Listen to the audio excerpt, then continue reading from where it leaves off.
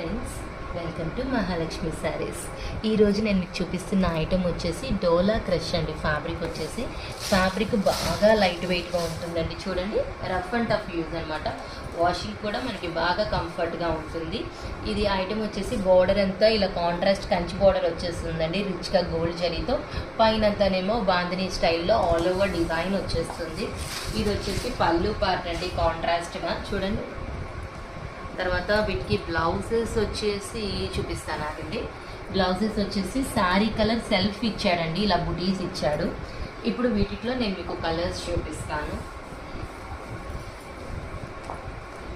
Colours వచ్చేసి చాలా కలర్ఫుల్గా ఉంటాయండి. అన్నిటికీ కూడా కాంట్రాస్ట్ బార్డర్స్ ఇచ్చేస్తారనమాట.